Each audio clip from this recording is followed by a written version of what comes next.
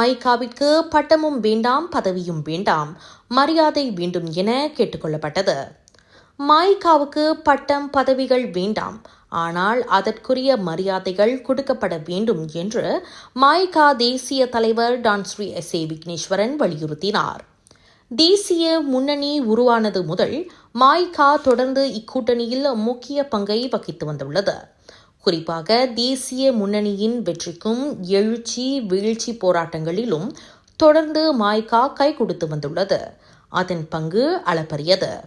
கடந்த 2018 ஆண்டு தேசிய முன்னணி அம்னோ மிகப்பெரிய வீழ்ச்சியை சந்தித்தது.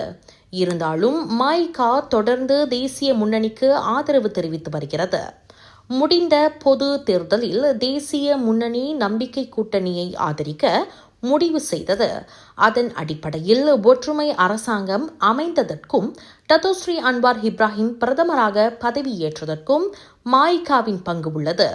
இருந்தாலும் மாயிகாவுக்கு அமைச்சரவை உட்பட எதிலும் பொறுப்புகள் வழங்கப்படவில்லை.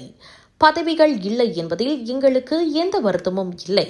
ஆனால் உரிய மரியாதை வழங்கப்படாமல் போனதால்தான் அடுத்த கட்ட முடிவை எடுக்க வேண்டிய கட்டாயத்துக்கு மாயிகா தள்ளப்பட்டது.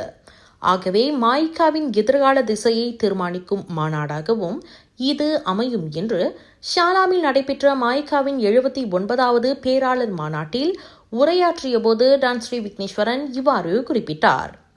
இதற்கு முன் பேசிய மாயிகாவின் துணைத் தலைவர் டத்தோஸ்ரீ எம் சரவணன், தேசிய முன்னணியா தேசிய கூட்டணியா என்பது குறித்து கட்சியின் தேசிய தலைவர் டான் ஸ்ரீ விக்னேஸ்வரன் தலைமையிலான அடுத்த மத்திய செயலவை முடிவு செய்யும் என்று மேலும் தெரிவித்தார்.